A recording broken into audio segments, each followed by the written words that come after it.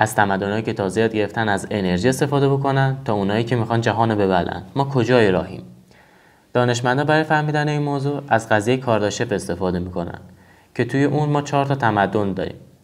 تمدن اولی که تمدن نوع صفرمه که از قضا ما داخل همونم هستیم، به ما میگه که ما هنوز نتونستیم از تمامی انرژی‌های روی زمین استفاده بکنیم.